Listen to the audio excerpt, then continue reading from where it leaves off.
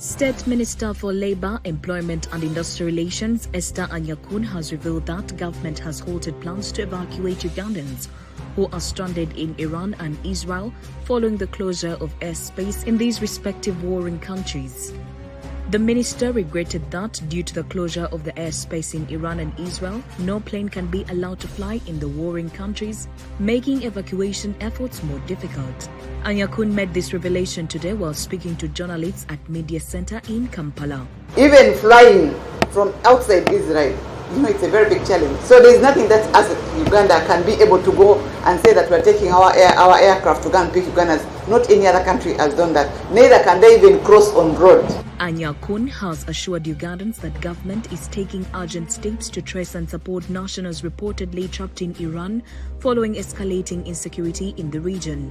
She, however, appealed to Ugandans abroad to remain in constant contact with embassies and follow official guidance. Many of the affected Ugandans include students and migrant workers who travel to Iran in search of education and employment opportunities. No flights in, no flights out. So we just have to be patient. Up to when this will get out, then the government will be able to bring out our people out of there. But at least what we know, most of them are safe. Iran was more potential for them. They could not run, they could not fly, but at least for them they managed to leave at the time when there was amnesty to leave.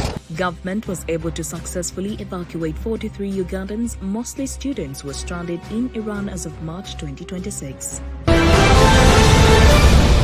Prime Minister Robina Nabbanja has called on Ugandans to prioritize environmental conservation, describing it as a fundamental pillar for the country's sustainable development.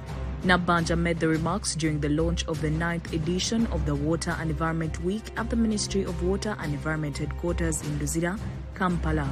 This year's event is being held under the theme Water and Environment for an Inclusive and Prosperous Uganda. She emphasized the central role that water and environmental resources play in driving economic transformation, noting that without deliberate conservation efforts, the country's deployment agenda could be undermined. We have identified 4 key areas. We commonly call them ATMs, where we need to strategically invest. And these include agro-industrialization, tourism development, mineral-based development including oil and gas, science, technology and innovation including ICT and creative arts. Realizing this strategy demands sustainable management and protection of our water and environment resources. Accordingly, they are recognized as key enablers of our 10-fold growth strategy. In addition, Stephen Adieri from the National Planning Authority raised concerns over the growing challenges of water quality, attributing them to rapid urbanization and poor waste management practices.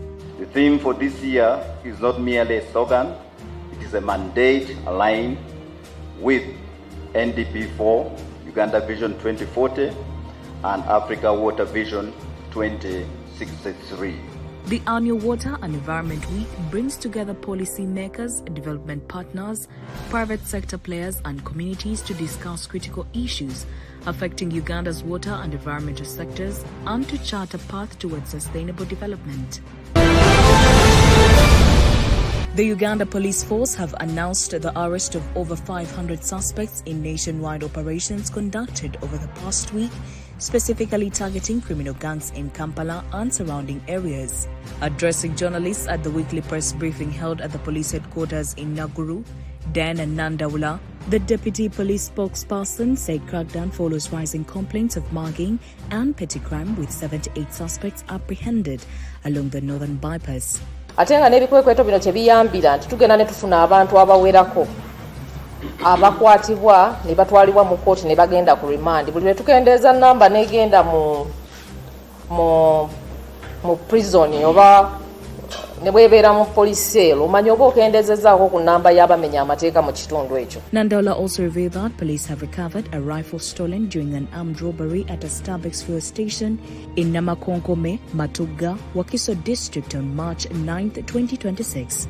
The firearm, stolen from a security guard, was discovered yesterday, March 22, 2026, in a garden in Namakonkome. Efforts to apprehend the suspects are ongoing. Emmundu eno akigambibwa nti yabbibwa mu bulumbaganyi obwakolebwa ku ssundiro ly'amafuta erya Starbucks ku luguudo lw'e Bombo Road nga 9 omwezi guno. Naye ekirungi ekiriwo nti emmundu eno ezuuliddwa ng'era tutandise oba tukyali mu muyiggo ogw'abazigu abenyigira mu kikolwa ekyo. According to Nandola, a broader crackdown by the Kampala Metropolitan Police on armed gangs is still ongoing. New Vision TV. Stream smart, stream New Vision.